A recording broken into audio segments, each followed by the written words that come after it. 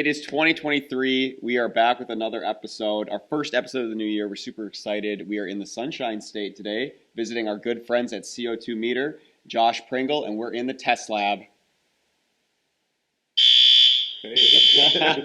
On cue. Right on. Oh my!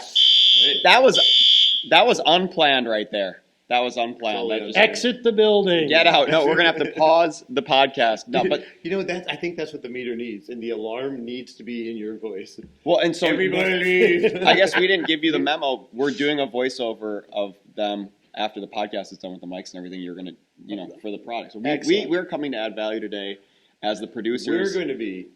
It's what we try to do, right? We're gonna be I'm the voice that says, "Please leave the building." I'm trying to justify the visit to these guys instead of just me wasting his time pulling his leg. You wasted all of our time for the You last got 5 minutes. You got a now. joke for us? I have no jokes today. No. Okay, because one of the resolutions this year was to be more funny. But we're just not funny guys, so it's like we're hoping our guests are funny. How do you talk about safety? I didn't say and funny be looking. Funny. No, wow, a very real We serious can't note. just be funny or funnier, as most people would say. We have to be more funny. Okay. We're gonna be funnier More than funny. everyone else because the podcast. Is It's too like you said, serious. too much safety talk. No, not enough. Not- And guess what? CO2 Meter, they are a leader in gas detection, and that is what Josh is going to talk to us about today. In fact, you have really a lot of industries being served, and it just goes back to everything we talk about on the podcast, where when you talk about CO2, well, what does that have to do with me? But you end up finding that a lot of different markets, a lot of different products utilize CO2, and you guys are, in restaurants and, in the biomedical space. And why don't you just talk to us a little bit about the industries you're serving and some of the products that you offer? I joke a lot of times if you just followed the delivery truck around, you would figure out how many different organizations, markets, applications are being serviced. I think we have something around 2,000 or 3,000 registered applications for CO2 here at CO2 Meter. But like you said, restaurants, bars, nightclubs, stadiums, arenas, medical, incubation, fire suppression. I mean, I could probably go on for a couple more minutes on it. We're extremely fortunate that a lot of these people come to us and share the work that they're doing and the research they're doing in new fields and new applications. I don't think anybody really thought about CO2 and biogas until a couple of years ago, but we knew 10 years ago that people were working on these projects because colleges and universities and researchers were working on those kind of projects ahead of time. So we're very fortunate that we sometimes get a sneak peek into what people are going to be working on, what the future looks like. Early detection, if you will. But Kind of there's fitting. your joke Kind right of fitting. there. There we go. That's I can the joke. check that off the box. He literally didn't hear anything you said for the last minute because he was just waiting. He was to say waiting for me to that. cue it up. Oh my I can use gosh. it finally. No, bring No, it back in. we really appreciate you hosting us here today. It's a beautiful new facility you guys have moved into Thank you. here. Appreciate you guys being here. But that's one of the reasons what we really wanted to talk to you about was there are a lot of new uses of CO2, new users of CO2, and like any gas that could displace the oxygen in the air, it can be dangerous if not used correctly. And so that's what you guys provide is that safety and that security. Tell us about that. Like, what do we need? What does somebody that doesn't know a whole lot about CO2 need to know about CO2? Well, we usually start with the building blocks or the basics. We're a very educational first organization. We're trying to educate customers first before we just try to sell them products. So we start with the basics. When the gas is at ambient temperature, it's heavier than air. It's going to collect at the floor first.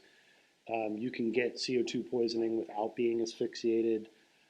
We try to start with sort of those basics so they understand while these people know what we're talking about, while they have a very great idea about the application I'm working on or the business that I'm in, then it's much easier to have a conversation for them about what they're trying to do. So, yeah, that's the way I've always kind of had it explained is CO2 is heavier than air. So it's kind of like when there is a leak or it's being introduced into the environment, it's going to the floor first, like you said. It's like water. If you were just it's gonna flood the floor and start working up. So by the time you actually get it where you're breathing, then that room is full. yeah, So we that's talk about dangerous. it. We talk about it much like that. We say, CO2 is like a glass of water. You're going to fill it from the bottom up. Nitrogen, argon, helium, and we're doing oxygen deficiency or oxygen displacement.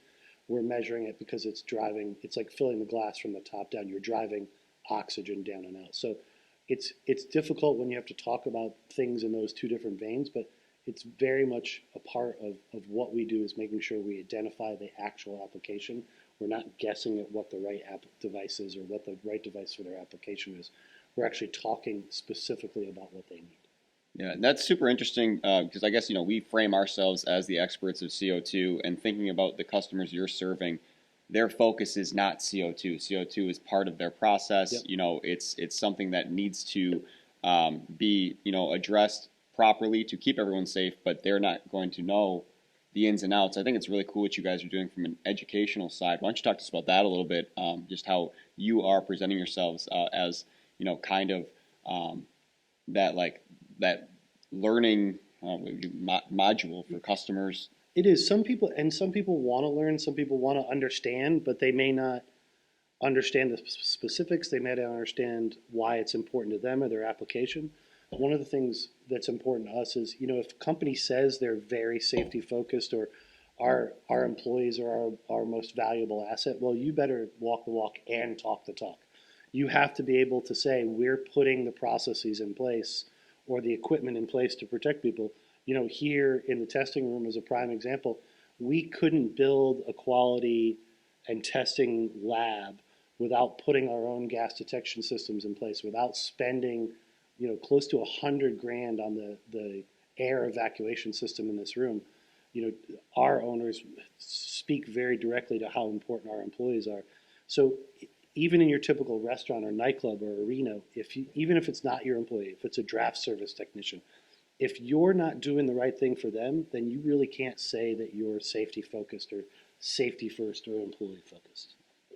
Yeah, so talk about that safety side of it. You walk into a room that has displaced oxygen, and it's not that CO2 is bad, right? I mean, CO2 is not necessarily great for you, but there's CO2 in our atmosphere. I think it's 0.4%, something like that. But it's the displacement of oxygen that's really the problem. But if you walk into a room... Well, let me interrupt, because it's actually two things, Jeff. It's both the displacement of oxygen, but you could be poisoned by CO2 without ever being asphyxiated. So the research that OSHA and NIOSH have done, and it's been backed up, is you could have almost 7% CO2 and be overcome by the CO2 without being asphyxiated. Oh, okay. You won't have the oxygen number move on an oxygen detector. It's possible for it not to move till you get to 7%, and you'd be out and dead at that point. Wait, so what are the side effects, long-term effects of overexposure? So long-term effects are definitely death. We do not want people to die. I'm glad we got our jokes out earlier in the podcast. We typically, as Jeff noted, we're typically talking about CO2 concentrations in normal air at around 400, 450 ppm, 0.4.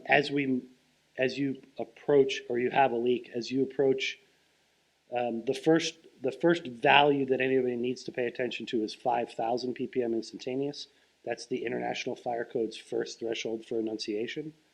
OSHA and NIOSH don't really care about CO2 to get a 5,000 time-weighted average. That's all the measurements over an 8-hour period. We're not really talking about health effects to humans, and when I say humans, I mean adult, healthy, no chronic issues, no COPD, asthma, elderly, those kinds of things. OSHA and NIOSH are really not talking about health effects till we get to up above 15,000 ppm, closer to 30,000 ppm where their evacuation number is. The IDLH, independently dangerous to life, safety, and health, is not until 40,000 ppm. But we don't ever want to get there. So we want to start seeing it. We want to start looking at it. We want to start noticing if there's a change long before we get to those higher elevated numbers. So that's why the International Fire Code put 5,000 in as the first number. Well, great. So let me ask you, like, the CGA, the Compressed Gas Association, or other regulatory organizations, who decides or determines or mandates the use of monitors, and what do you need? Who should be looking at utilizing monitors, and what other aspects do they put in use there? So yes, we're a monitoring company, so I'm going to say this. If you've got stored gas, you should consider having a monitor. If you store more than 100 pounds of CO2, you are required by code to put in a monitor or ventilation. And so that's where we're talking. I mean, breweries, little breweries down the street from your house, you know, the fast food joints. I mean, anybody that is using CO2 to carbonate beverage, I mean, there's a legitimate risk. Safety precautions have to be taken, and that's what Absolutely. So in the bulk tank world, in cylinder world, in the bulk tank world, if you have a bulk tank, you got to have a monitor. In the cylinder world, I don't want to parse it out. The 100-pound number is a pretty difficult thing to deal with. But you're typically talking about, you know, this is our standard monitor. You're typically talking about covering about 1,500 square feet per device. So a room this size, your typical bar, restaurant, 1,500 to 2,000 square feet, quick serve restaurant is going to need one device. The sensor, the main monitoring piece, goes at 12 inches off the floor because the CO2 is heavier than air. That's where it's going to collect. You want to have the proper audible and visual notifications to make sure you're warning your employees and any guests. It can include things like strobe lights or get wired to the fire panel or a shut-off valve if the jurisdiction requires that. Now, there's nothing in code today, in the fire codes or the boiler code today, that say you need to have those things. Those are all done by local jurisdictions. So we like to be very clear with people and understand what they need. What does your fire inspector ask for? We want to give you the basics of the safety system, but we don't want to overburden you or make you get something that you don't need. So you're kind of like a walking code book. I mean, you do a lot of working with local jurisdiction then across the country. You're probably very familiar region by region with what requirements are. Do you do a lot of pointing customers to their local jurisdiction? Because I would imagine a lot of times they're coming to you first before they go anywhere else. What is that relationship like? So we try to work very closely with the fire jurisdictions that we've been introduced to or need to introduce ourselves to. I don't want to say that we're there to smooth it over for the customer. That's not our job. Our job is to help you comply to what the local jurisdictional requirements are. But yes, we try to work very closely with the state fire marshals' offices, the fire marshals and inspectors associations. We're there to help educate and advise the customer on what they need to do to make sure they comply. And it's not the same. So, for example, here in Florida, we use the National Fire Protection Association code. What that code says today about CO2 is if you have a known gas, you have to monitor for it. That's pretty simple.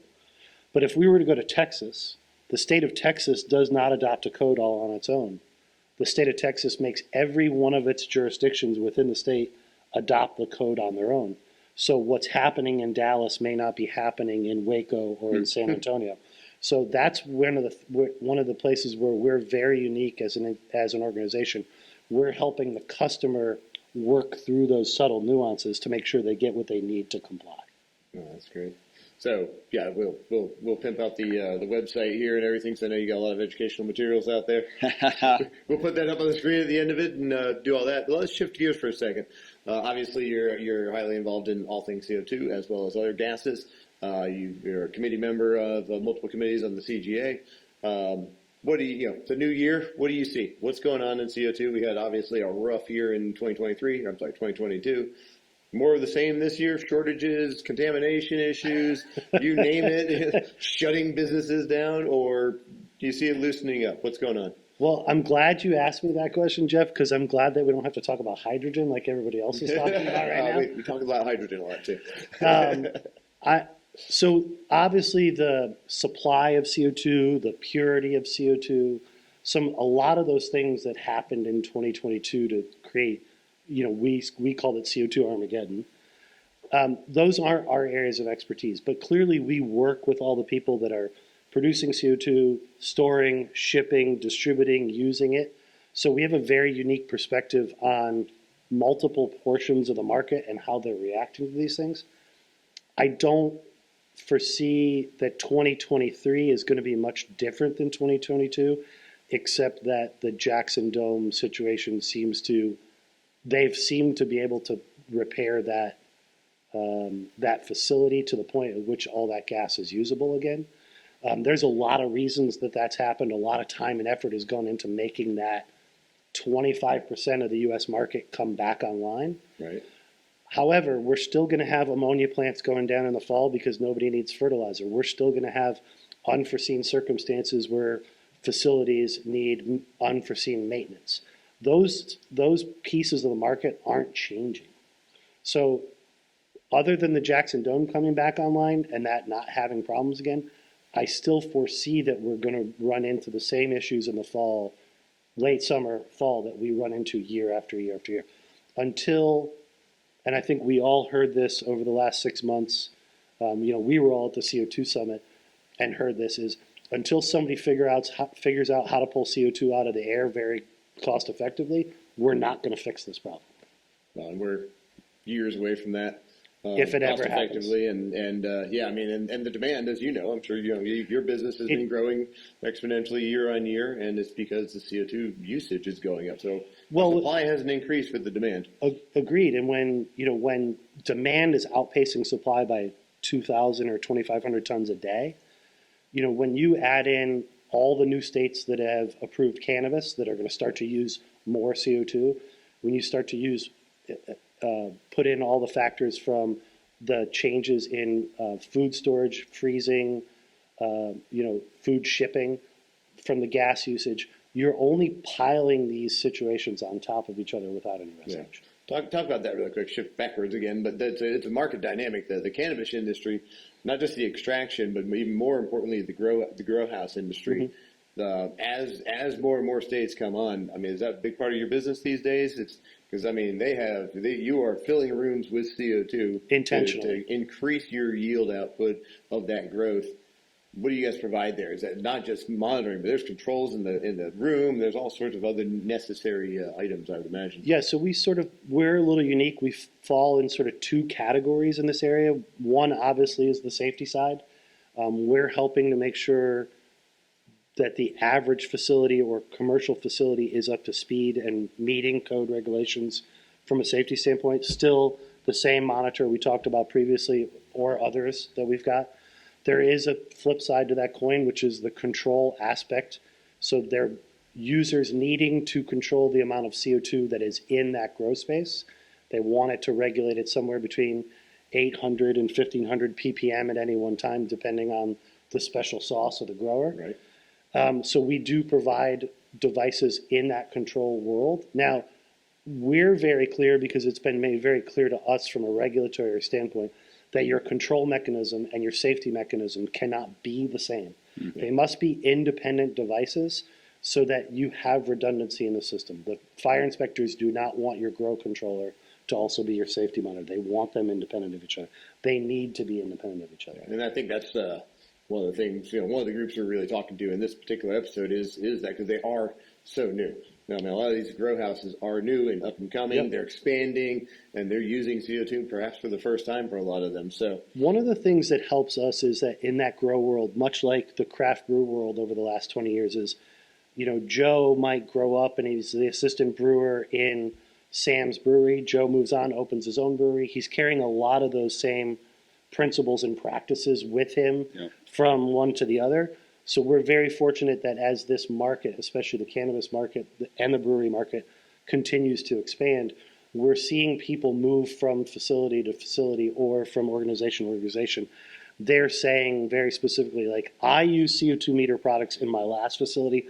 I want to use them in my new facility too. That certainly helps. Well, and you're seeing this in real time. I think we kind of get a delayed look in because the permitting required, the way I understand it, you described it earlier, takes a lot of time. And so they're setting up their facility. They're working with you far in advance of it necessarily even being legalized. I actually wish that was the case. In a lot of cases, we always joke about it here.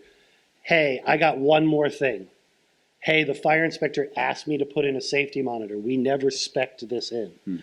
We're very fortunate in the restaurant world to have partners like Chipotle and Panda and Wendy's and others, where our device, the specific part number, is spec'd in for any new facilities. But with a lot of these newer facilities, especially in the cannabis world, it's the inspector saying at the last minute, I can't give you your certificate of occupancy until you put in a monitor.